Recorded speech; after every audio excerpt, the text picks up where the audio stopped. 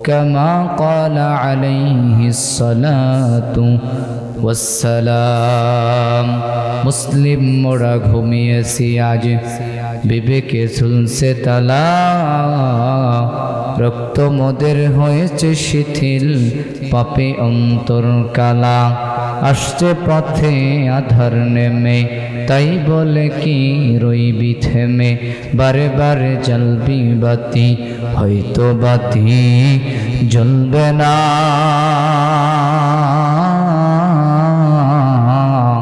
তাই বলে তো ভীরুর মতো বসে থাকা চলবে না কইরে খালিদ কইরে অমর এসেছে নতুন বদর কোতারে দিগ্বিজয় তরুণ মুজাহিদ এখনো কি গাইতে হবে ঘুম ভাঙানি গীত আমি মুসলিম আমি চির সংগ্রামী আমি চির রণবীর আল্লাহকে সারা কাউকে মানি না লিল্লাহি তাকবীর কি হবে বেঁচে থেকে কি হবে বেঁচে থেকে অযথা বিদ্যা শিখে যদি না গড়তে পারো শাসনবিহীন সমাজটাকে কি হবে বেঁচে থেকে কি হবে বেঁচে থেকে অযথা বিদ্যা শিখে যদি না গড়তে পারো শাসনবিহীন সমাজটাকে কি হবে বেঁচে থেকে কি হবে আলেম সেজে সমাজেতে মসজিদেতে পর যদি সত্য কথা উচ্চ স্বরে না বলিতে কি হবে আলেম হয়ে ইমাম সেজে সমাজেতে পর যদি সত্য কথা উচ্চ স্বরে না বলিতে চাকরি ভয় করো যদি ছেড়ে দাও না গদি চাকরি ভয় করো যদি ছেড়ে দাও না গদি কি হবে ধোঁকা দিয়ে আল্লাহকে কি হবে বেঁচে থেকে অযথা বিদ্যা শিখে যদি না গড়তে পারো শোষণবিহীন সমাজটাকে কি হবে বেঁচে থেকে কি হবে বেঁচে থেকে কি হবে ছাত্র সেজে চুমু খেয়ে সনদখানা যদি হয় বিদ্যালয়টা প্রতি তাদের আড্ডাখানা কি হবে ছাত্র সেজে চুমু খেয়ে সনদখানা যদি হয় বিদ্যালয়টা প্রতি তাদের আড্ডাখানা এর চেয়ে মরাই ভালো দেশ ছেড়ে যাওয়াই ভালো এর চেয়ে মরাই ভালো দেশ ছেড়ে যাওয়াই ভালো কি হবে ধোঁকা দিয়ে বিবেকটাকে কি হবে ধোঁকা দিয়ে বিবেকটাকে কি হবে বেঁচে থেকে অযথা বিদ্যা শিখে যদি না গড়তে পারো শোষণবিহীন সমাজটাকে কি হবে বেঁচে থেকে কি হবে যুবক নামের বোঝা হয়ে এই ধরাতে যেখানে মা বোনেরা ধর্ষিতা হয় দিনে রাতে কি হবে যুবক নামের বোঝা হয়ে এই ধরাতে যেখানে মা বোনেরা ধর্ষিতা হয় দিনে রাতে কি হবে নেতা হয়ে জনবলে ঘর ফুলিয়ে রাজপথ গরম দেখে যদি থাকো ঘরে শুয়ে এসেছে এর চেয়ে সেজে গুজে ভিনেলের সঠিক পথে এসে সেজে গুজে ভিলেনের সঠিক পথে দিয়ে দাও অভিনয়ে জীবনটাকে কি হবে বেঁচে থেকে অযথা বিদ্যা শিখে যদি না গড়তে পারি শোষণবিহীন সমাজটাকে কি হবে বেঁচে থেকে কি হবে বেঁচে থেকে আলহামদুলিল্লাহ কালিমাতুশ শুকর আদায় করছি সেই মহান রবের দরবারে যে রব্বুল আলামিন পবিত্র রজব মাসে এরকম একটা কোরআনের মজলিসে তার কিছু পছন্দনীয় বান্দাকে কবুল করে ভালোবেসে আজকের এই মাহফিলে আসার এবং বসার তৌফিক দিয়েছেন আমরা খুশি হয়ে সকলে মিলে একবার পড়ছি আলহামদুলিল্লাহ দরুদ আর সালাম বর্ষিত হোক মানবতার মুক্তির মহান শিক্ষক, নির্যাতিত বঞ্চিত মানবতার নবী, উসওয়ায়ে হাসানা, ইমামুল আম্বিয়া, সরকারে দো আলম মুহাম্মদ রাসূলুল্লাহ সাল্লাল্লাহু আলাইহি ওয়াসাল্লামের প্রতি। সম্মানিত উপস্থিতি, একান্ত আপনজনেরা, যারা এখনো এদিক সেদিক ঘোরাফেরা করছেন, কোরআনের মাহফিল আপনাদের এলাকায়, আজকের এই মাহফিল আপনাদের এলাকার কবরবাসীদের জন্য নাজাতের জরিয়া হয়ে গিয়েছে। এজন্য এখনো যারা এদিক সেদিক ঘোরাফেরা করছেন, আমি উদাত্ত আহ্বান জানাবো সমস্ত ব্যস্ততাকে, সমস্ত কাজকর্মকে ফেলে দিয়ে, সমস্ত অস্থিরতাকে পিছনে ফেলে দিয়ে কোরআনের মাহফিলের উদ্দেশ্যে হাঁটি হাঁটি পা পা করে আজকের এই মাহফিলে এসে বসেন।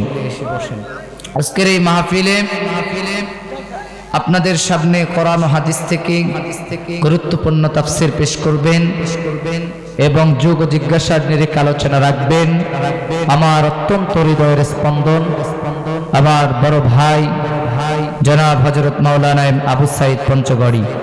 আরো আলোচনা রাখবেন আপনাদের সুপরিচিত আলোচক, নীলফামারী জেলার কৃতি সন্তান, নীলফামারীর অহংকার, জনাব হযরত মাওলানা মোকাররম হোসেন সাইদি সাহেব।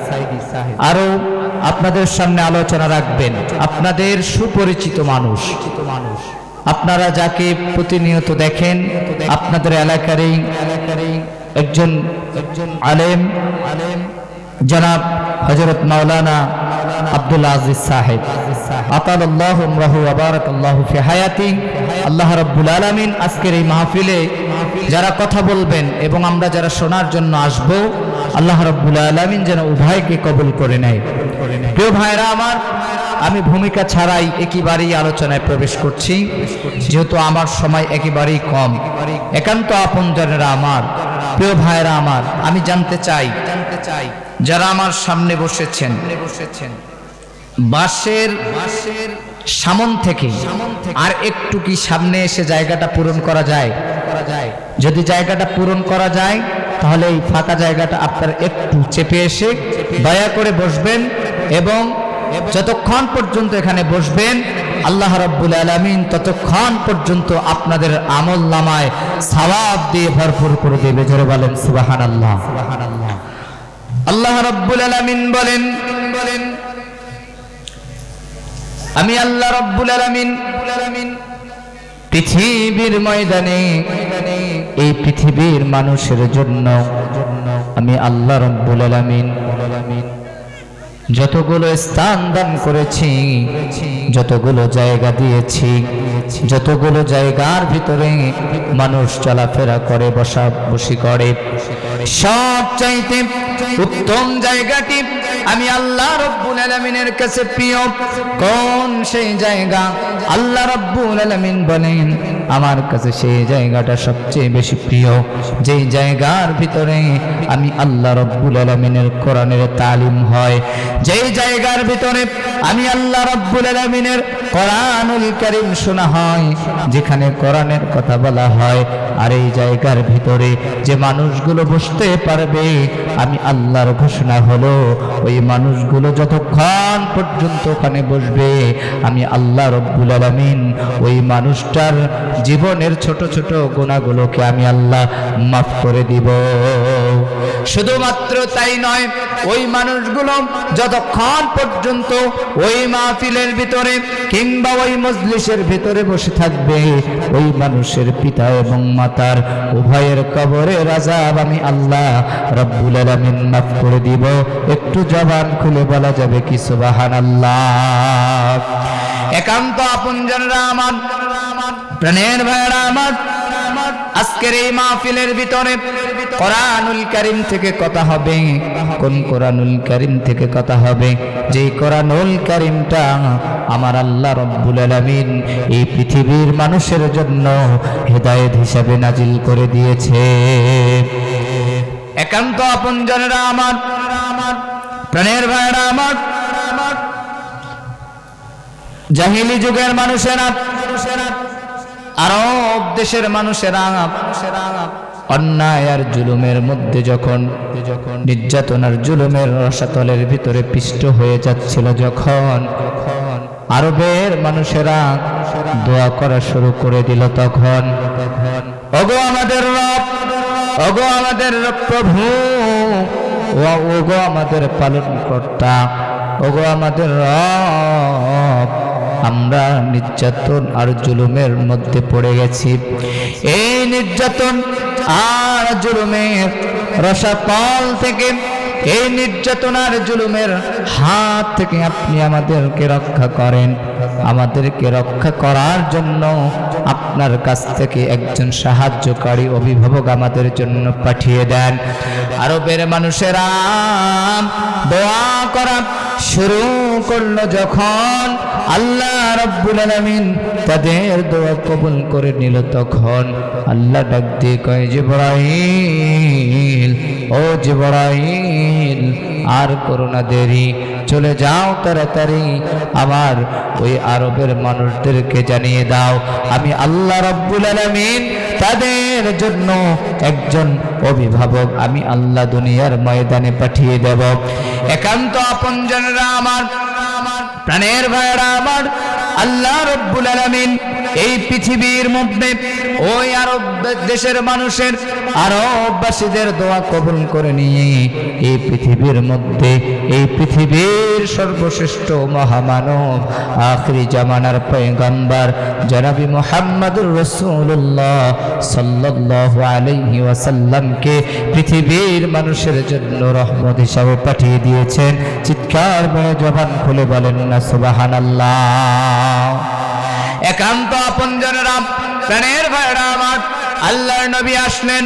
আল্লাহর নবীকে যখন এই পৃথিবীর মানুষের জন্য আল্লাহ রাব্বুল আলামিন রহমত হিসাবে পাঠিয়ে দিলেন, আল্লাহর নবী এসে পৃথিবীর সেই অশান্তির দাবানলের সেই নির্যাতিত মানুষদের দিকে যখন তাকালেন, আল্লাহর নবী, বিশ্ব নবীজি জনাবি মুহাম্মদুর রাসূলুল্লাহ সাল্লাল্লাহু আলাইহি ওয়াসাল্লাম চিন্তা করলেন, এই মানুষগুলোকে এই নির্যাতনের হাত থেকে রক্ষা করতে হবে, এই মানুষগুলোকে এই জুলুমের হাত থেকে বাঁচাতে হবে। কি করা যায় চিন্তা ভাবনা না করি আল্লাহর রাসূল বিশ্ব নবীজি একটি সংগঠন গঠন করলেন, নাম দিলেন তার হিলফুল ফুজুল। এই সংগঠনটি আল্লাহর নবীজির বয়স যখন 20 বছরে উপনীত হয়ে গেল, আল্লাহর নবীজি এই সংগঠন গঠন করলেন। একাধারে 5টি বছর এই সংগঠনের কার্যক্রম চালালেন। এই সংগঠনের কাজ ছিল, যেই মানুষগুলো নির্যাতিত হবে, যেই মানুষগুলো নিপীড়িত হবে, অন্যায়ভাবে জুলুমের শিকার হবে, ওই মানুষদের প্রতি ইনসাফ ভিত্তিক ভাবে ওই মানুষগুলোকে সেই নির্যাতনের হাত থেকে বাঁচিয়ে নিয়ে ওই মানুষগুলোকে শান্তির ছায়াতলে আশ্রয় দেওয়া।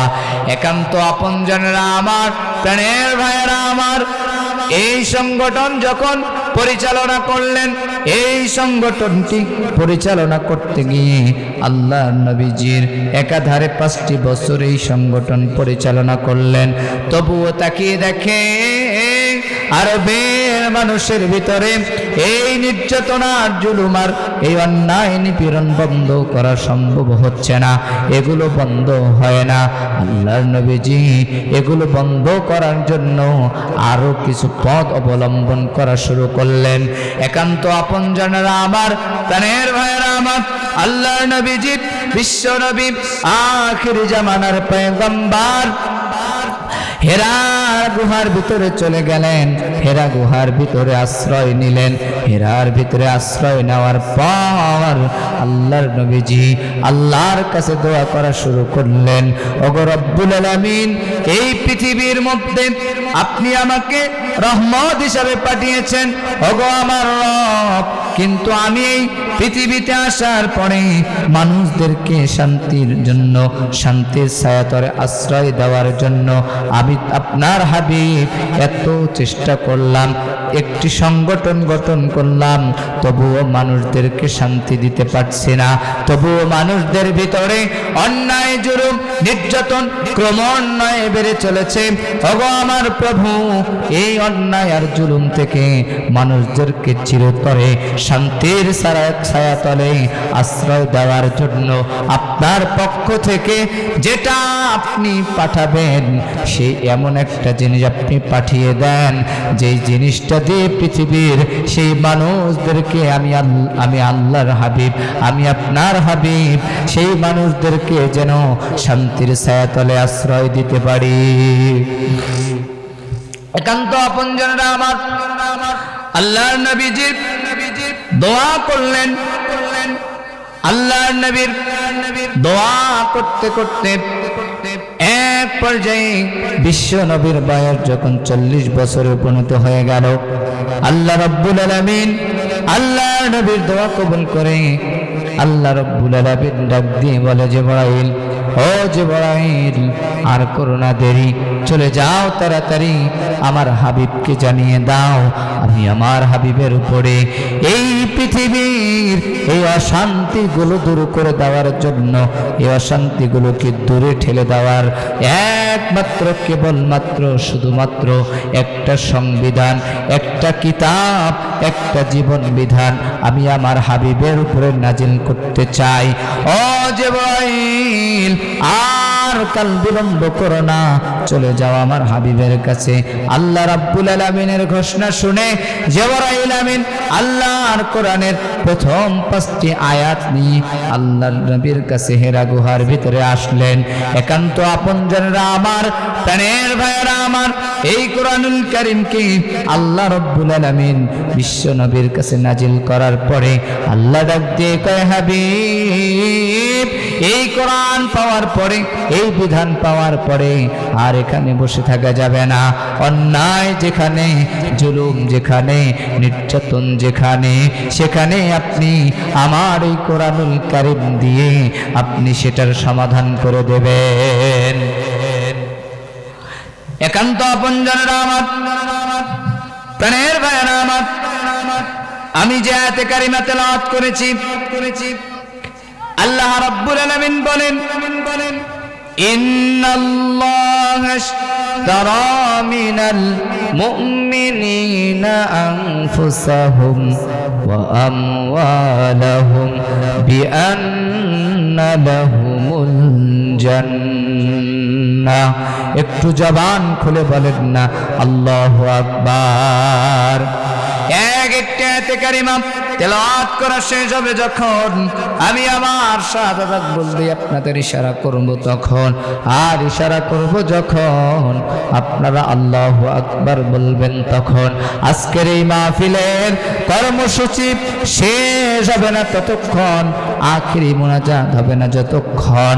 রাজি আছেন যারা যারা? একটু জবান খুলে আরেকবার বলা যাবে কি আল্লাহু আকবার। আল্লাহ রাব্বুল আলামিন ডাক দিয়ে বলেন, ও দুনিয়ার মুমিনেরা, ও দুনিয়ার ইমানদারেরা, তোমরা শুনে নাও, আমি আল্লাহর ঘোষণা, আমি আল্লাহ রাব্বুল আলামিন এই পৃথিবীর মধ্যে মুমিন বান্দা বান্দীদের কাছ থেকে আমি আল্লাহ রাব্বুল আলামিন তাদের কাছ থেকে 2টা জিনিস আমি আল্লাহ কিনে নিয়েছি, ক্রয় করে নিয়েছি। একান্ত আপনজনেরা আমার, প্রাণের ভাইয়েরা আমার, কি সেই 2টা জিনিস? আল্লাহ রাব্বুল আলামিন বলেন, আমি আল্লাহ রাব্বুল আলামিন 1 নম্বরে মুমিনদের কাছ থেকে তাদের জানকে কিনে নিয়েছি। 2 নাম্বার, আমি আল্লাহ রাব্বুল আলামিন তাদের মালকে ক্রয় করে নিয়েছি।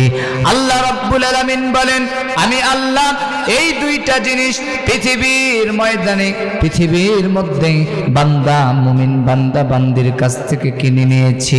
একান্ত আপনজনেরা আমার, প্রাণের ভাইয়েরা আমার, এই পৃথিবীর ময়দানে আমরা যখন বাজারে হাটে কিংবা বাজারে আমরা যখন কোনো জিনিস ক্রয় করার জন্য চলে যাই, আমরা কোনো না কোনো জিনিসের বিনিময় ক্রয় করে নেই। একান্ত আপনজনরা আমার, প্রাণের ভাইয়েরা আমার, স্বর্ণকারের দোকানে আমরা যখন স্বর্ণ দিয়ে কোনো কিছু বানাতে যাই, তার কাছে তার জিনিসের মূল্য অনুযায়ী টাকা দিয়ে সেটা ক্রয় করতে হয়। একান্ত আপনজনরা আমার, প্রাণের ভাইয়েরা আমার, বাজারে যখন আমরা বাজার করার জন্য যাই, বাজারে গিয়ে আমরা দোকানদারের কাছ থেকে যখন ক্রয় করি তখন কিন্তু টাকার বিনিময়ে ক্রয় করি। একান্ত আপনজনরা আমার, আল্লাহ রাব্বুল আলামিন যে মুমিন বান্দা বান্দির কাছ থেকে এই দুইটা উত্তম জিনিস তাদের কিনে নিয়েছে, ক্রয় করে নিয়েছে, কিসের বিনিময় কিনেছেন, কিসের বিনিময়? আল্লাহ এই দুইটা জিনিসের বিনিময় হিসাবে মুমিনদের কি দিবেন? আল্লাহ রাব্বুল আলামিন বলেন, ও দুনিয়ার মুমিনেরা শুনে নাও তোমরা, আমি আল্লাহ তোমাদের দুইটা জিনিস কিনে নিয়েছি এমনি এমনি না, এই দুইটা জিনিসের বিনিময়ে আমি আল্লাহ রাব্বুল আলামিন আমার কাছ থেকে তোমাদেরকে জান্নাত দান করে দিব। একটু জবান খুলে বলেন না সুবহানাল্লাহ। প্রাণের বাবাজিরা আমার, প্রাণের ভাইয়েরা আমার, তাহলে মুমিনদের দুইটা জিনিস, এক নাম্বার তাদের জান, দুই নাম্বার তাদের মাল, এই দুইটা জিনিস আল্লাহ রাব্বুল আলামিন কিনে নিয়েছেন, ক্রয় করে নিয়েছেন, বিনিময়ে জান্নাত দেবে। একান্ত আপনজনেরা আমার, প্রাণের বাবাজিরা আমার, এই জান এবং এই মাল আল্লাহ আমাদেরকে দান করেছেন। কথা বলেন ঠিক কিনা? কথা বলেন ঠিক কিনা? এই দুইটা জিনিস আল্লাহ আমাদেরকে দিয়েছেন। আল্লাহ রাব্বুল আলামিন আবার আমাদের কাছ থেকে ক্রয় করে নিয়েছেন জান্নাতের বিনিময়, উত্তম জিনিসের বিনিময় আল্লাহ কিনে নিয়েছেন। একান্ত আপনজনেরা আমার, প্রাণের বাবাজিরা আমার, এই দুইটা জিনিস আমাদের কাছ থেকে আল্লাহ কিনে নিয়েছেন। তার মানে এখান থেকে বোঝা যায় এই দুইটা জিনিস আর আমাদের নিজের নয়। একান্ত আপনজনেরা আমার, কারণটা হলো আপনি যখন বাজার থেকে একটা গরু কিংবা একটা ছাগল ক্রয় করে নিয়ে আসবেন, এই জিনিসগুলো যখন আপনি কিনে নিয়ে আসবেন, বিনিময় সেই গরুর মালিক কিংবা সেই গরুর যে ক্রেতা রয়েছে তাকে আপনি টাকা দিলেন। টাকা যখন দেবেন একটা এরকম একটা রসিদ বই আপনাকে দেবে।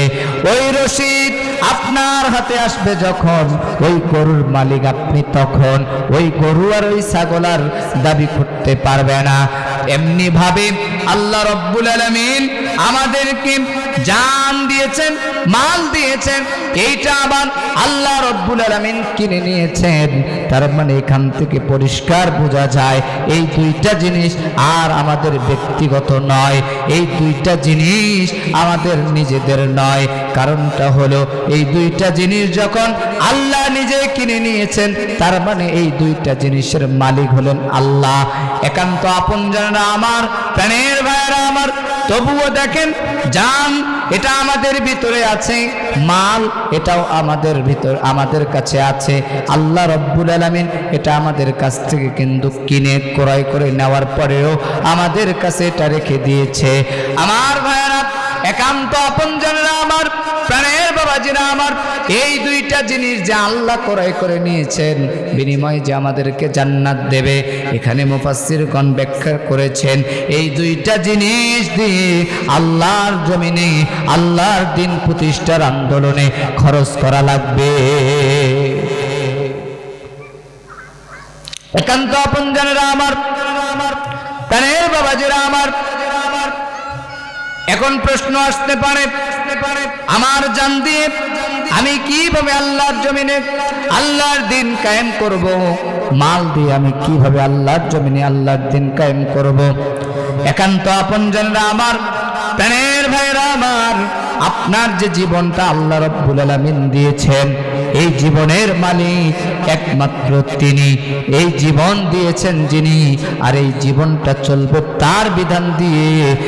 একান্ত আপনজনেরা আমার, প্রাণের ভাইরা আমার, একান্ত আপনজনেরা কিন্তু আপনি আজকে নিজের কাছে প্রশ্ন করেন তো দেখি, যেই জান যেই মাল আল্লাহর কাছে বিক্রি করে দিয়েছেন, ওই জান ওই মালটা তবু আপনি নিজের মন মতো খরচ করছেন।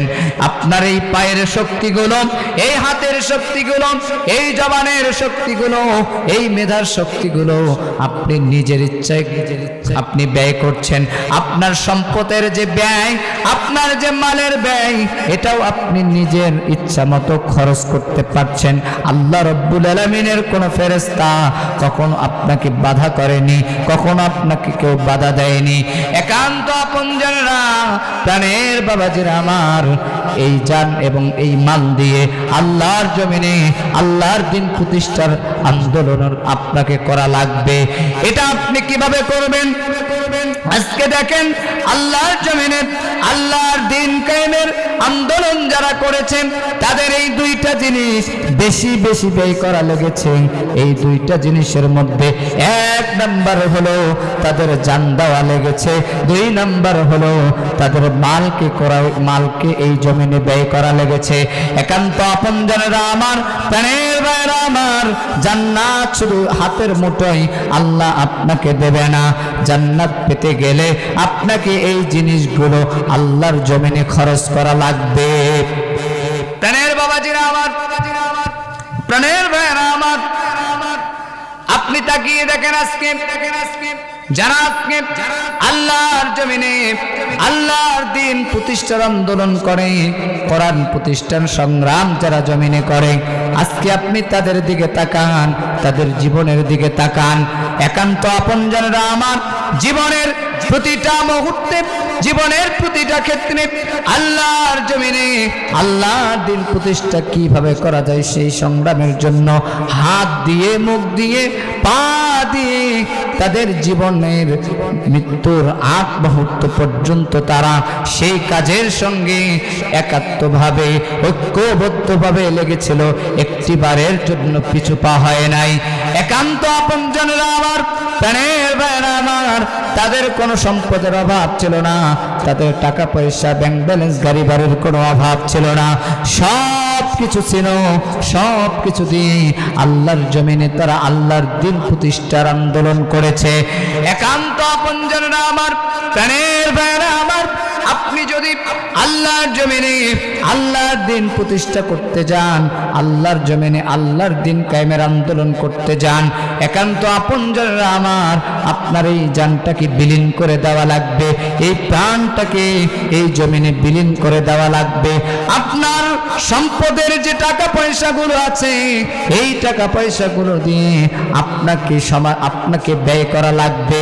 একান্ত আপনজনেরা আমার, প্রাণের বাবাজিরা আমার, কিন্তু আজকে আপনি তাকিয়ে দেখেন, আজকে সবচাইতে দিন কায়েমের আন্দোলন ওই মানুষটা করে যার টাকাও নাই বেশি, যার পয়সাও নাই বেশি। কিন্তু আমার ভাইরা, আপনি জরিপ করে দেখেন, যেই মানুষটা কোটিপতি, যেই মানুষটা ধনী, ওই মানুষটা কিন্তু দিন কায়েমের আন্দোলনের ধারে না। ঠিক কিনা বলেন? করে নাকি? আজকে দেখেন আপনি, যেই মানুষটা মানুষের বাড়িতে দিন মজুরের কাজ করে খায়, ওই মানুষটা দিন কায়েমের আন্দোলনের সংগ্রামের সাথে জড়িত। যেই মানুষটা রিক্সা চালিয়ে খায়, ওই মানুষটা দিন কায়েমের আন্দোলনের সাথে জড়িত। টাকা পয়সা, ব্যাংক ব্যালেন্স, গাড়ি বাড়ি কিচ্ছু নাই, তার যে জীবনটা আছে, তার কাছে তার জীবনটাই আল্লাহর পথে উৎসর্গ করে দিয়েছে। তার মনের ভাব হলো, আমার জীবন যতদিন বেঁচে থাকবে, এই জীবনটা দিয়ে আল্লাহর জমিনে আল্লাহর দিন কায়েম করব। একান্ত আপনজনেরা আমার, প্রাণের ভাইরা আমার, আল্লাহর জমিনে আল্লাহর দিন কায়েম করে যদি আপনি মরে যেতে পারেন, আপনি শহীদ হয়ে যাবেন, আপনার কোনো টেনশন থাকবে না, আপনার কোনো চিন্তা থাকবে না, আপনার কোনো ভয় থাকবে না। দুনিয়ার ময়দানে শহীদ যদি আপনি হতে পারেন, আপনার মর্যাদা আল্লাহ রাব্বুল আলামিন আকাশচুম্বী বানিয়ে দিবে। একটু জবান খুলে বলেন না সুবহানাল্লাহ।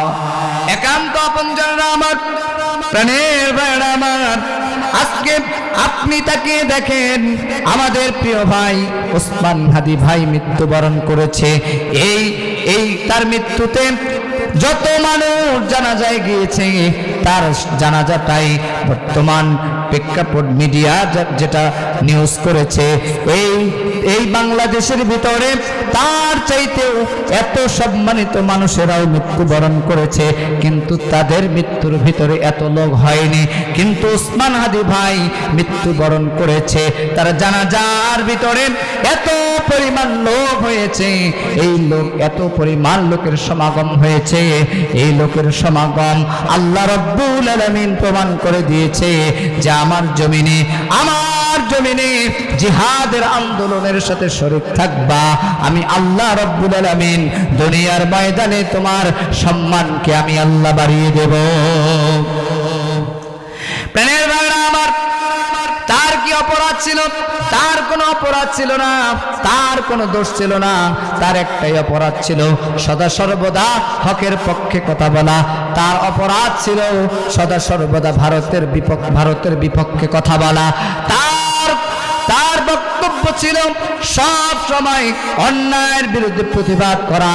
এই প্রতিবাদটাকে কিছু রামবাম নাস্তিকেরা সহ্য করতে পারে নাই। সহ্য করতে না পেরে আমাদের প্রিয় ওসমান হাদি ভাইকে গুলি মেরে তাকে এই পৃথিবীর জমিন থেকে শহীদ করে দেওয়া হয়েছে। একান্ত আপনজনেরা আমার, প্রাণের ভাইরা আমার, তার সেই শাহাদাত প্রমাণ করে দেয় বিশ্বনবীর সাহাবী হযরতে হানজালা রাদিয়াল্লাহু তাআলা আনহুর সেই শাহাদাত, আর তার শাহাদাত প্রমাণ করে দিয়েছে। একান্ত আপনজনেরা আমার, বিশ্বনবীর সাহাবী হযরতে হানজালা রাদিয়াল্লাহু তাআলা আনহু টকবগে একজন যুবক মানুষ ছিল, কিন্তু দিন কায়েমের জন্য, কোরআন জমিনে প্রতিষ্ঠিত করার জন্য, আল্লাহর জমিনে আল্লাহর দিন প্রতিষ্ঠা করার জন্য ঘরের বিবিকে নতুন বিবাহ করা, ঘরের নতুন বিবিকে ঘরের ভিতরে রেখে উহুদের ময়দানে যোগদান করেছে। একটিবারের জন্য পিছনে ফিরে তাকায় নাই, একটিবারের জন্য তার বিবি তাকে বারণ করে নাই। ও আমার মায়েরা, ও আমার বোনেরা, আমি একটা কথাই বলে যাই, আপনার সন্তান, আপনার স্বামীকে দিন কায়েমের আন্দোলনের জন্য পিছনে টানবেন না। যত পারবেন আপনি সামনে তাকে অগ্রসর হওয়ার জন্য আপনি সহযোগিতা করবেন। আপনাকে বেশি দূরে যাওয়া লাগবে না। ওসমান হাদির স্ত্রী আপনার জন্য শিক্ষণীয় যথেষ্ট। একান্ত আপনজনেরা, প্রাণের ভাইরা আমার, আমি আমার সব কথার শেষ কথা প্রত্যেকটা জায়গায় বলে থাকি যে আপনি এই পৃথিবীতে তাকান, আপনি যত দল মত, যতগুলো রাজনীতি দেখবেন, সব রাজনীতির শেষ রাজনীতি কোরআনের রাজনীতি। ঠিক কিনা বলেন? এই কোরআনের রাজনীতি যদি আপনি করতে যান, এই কোরআনের রাজনীতি করতে গেলে আপনাকে অন্যায়ের শিকার হতে হবে, জুলুমের শিকার হতে হবে, নির্যাতনের শিকার হতে হবে। এই কোরআনের রাজনীতি যদি আপনি করতে যান, আপনাকে কারাগারে যেতে হবে, ফাঁসির মঞ্চ পর্যন্ত আপনাকে যেতে হবে। প্রিয় ভাইয়েরা আমার, সম্মান আল্লাহ পাক রব্বুল আলামিন এমনি এমনি বাড়িয়ে দেবে না। সম্মান যদি বাড়াতে চান, আল্লাহর কোরআন ছাড়া আপনাকে পৃথিবীতে কেউ সম্মানিত করতে পারবে না। এজন্য প্রিয় ভাইয়েরা আমার, আমরা এই জমিনে অনেক দল, অনেক ধর্ম, অনেক বর্ণ সব দেখলাম, কিন্তু আমরা একটিবার আল্লাহর কোরআনকে দেখতে চাই।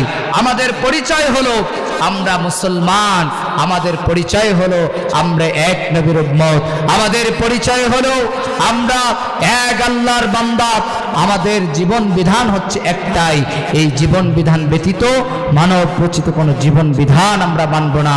আল্লাহ রাব্বুল আলামিন আজকের এই মাহফিলকে কবুল করুক, এবং আজকের এই মাহফিলে যারা কথা বলবেন, আল্লাহ রাব্বুল আলামিন যেন তাদের কথাগুলোকে আমল করার তৌফিক দান করেন।